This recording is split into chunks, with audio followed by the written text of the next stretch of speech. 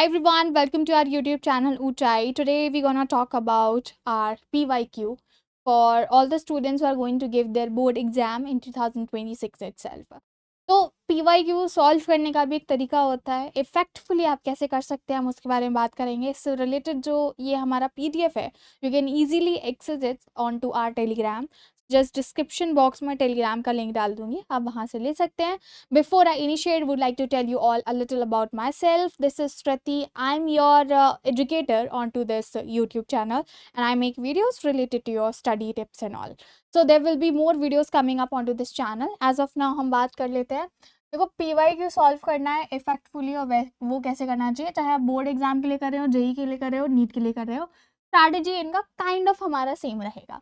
तो सबसे पहली बात कि सिलेबस आपको पता होना चाहिए कितना है और कैसे कैसे आपने कवर करना है। एनसीईआरटी है, इंपॉर्टेंट फॉर्मूला है, बेसिक कॉन्सेप्ट है। कभी भी पीवाईक्यू सिलेबस को समझे बिना मत करो। नीट के लिए कर रहे हो, जेई के लिए कर रहे हो, आपको सिलेबस पता होना चाहिए इतना है कि इतना है कितना है, ठीक है। दूसरा, PYQs are for revision assessment and इनसे आप स्क्रैच से कॉन्सेप्ट नहीं समझ सकते, क्योंकि पीवाईक्यू से स्क्रैच से समझने की जब कोशिश की जाती है तो वो टाइम कंज्यूमिंग हो जाता है। और बहुत सारे स्टूडेंट्स ये करते भी हैं कि साल भर नहीं पढ़ा and directly jump into your PYQ, which is not good.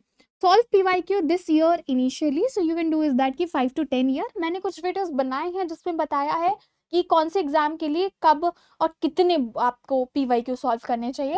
तो इसको एज अ टाइमर यूज करो, बिना किताबों के ट्राई करो एंड एग्जाम कंडीशन फॉलो करके ही पीवाईक्यू सॉल्व करना चाहिए, अदरवाइज कोई पॉइंट नहीं है। एक पीवाईक्यू आप 7 से 8 घंटे कर रहे हो, भाई सुबह कर लिया आधा मैंने, शाम को कर लिया, this will not work. You have to just treat yourself. एक पेपर मिला है, 3 घंटे का मेरा पेपर है and I have to solve entirely in day 1। Attempt first and check later. पूरा पेपर चेक कर लो फिर उसके बाद करो। जैसे एग्जाम में होता है ना कि वो बोलते हैं कि आपको 5 मिनट दिए जाते हैं बच्चों की, पहले पढ़ लो समझ लो उसके बाद करना। Same thing you have to do here. So see mark question जो करेक्ट है, इनकरेक्ट है, डाउटफुल है, इमीडिएट चेक भी करो। And for this you need analytical thinking. If you can not do it, you can share it to us on to our Telegram. We will help you, our mentors will help you to check your board exam papers for this thing, क्योंकि students को नहीं समझ आता उनकी क्या गलती है।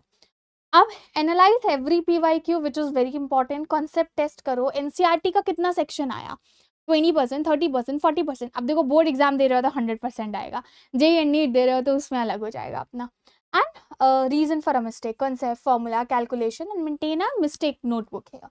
Identify repeated topics like frequently asked concepts, repeating numericals, common diagrams and definitions. Make PYQ based notes, क्योंकि उससे आपको पैटर्न डिकोड करने का मौका मिलता है कि रिपीटेटिव फॉर्मूला कौन से आए, ट्रिकी क्वेश्चंस कौन से थे और इंपॉर्टेंट थ्योरी पॉइंट्स कौन से थे, कौन से आपको फाइनल रिवीजन के लिए यूज करना है। Resolve incorrect PYQ, very very important. कर दिया काम तमाम नहीं भाई, कर दिया, गलत किया मैंने तो दोबारा करूंगी, ऐसा होना चाहिए आपका mindset. And use only PYQ and final revision. जब आपने कॉन्सेप्ट पढ़ ली, नोट्स पढ़ ली, पता है मुझे कि क्या है, मुझे पता है कि भैया कोल्ड वॉर क्या था, बाइपोलैरिटी क्या थी, मुझे इकोनॉमिक्स के कॉन्सेप्ट्स पता है, मुझे पॉलिटिकल साइंस के पता है, हिस्ट्री के पता है, फिजिक्स, केमिस्ट्री, बायोलॉजी और any subject. So just avoid resolving PYQs and all, and avoid new books. PYQ indicate high priority exam areas only, means to say this needs to be done once you have fulfilled few of the steps that is required to step up for the step PYQ. And common mistakes जो आपको करनी नहीं है, memorize solution, skipping analysis, solving PYQ only once. This is very important. तो PYQ बड़े important हैं अगर सही तरीके से किया जाए। रिसोर्सेज देखो, मुझे लगता है इंटरनेट के टाइम पे आपके पास कम नहीं है।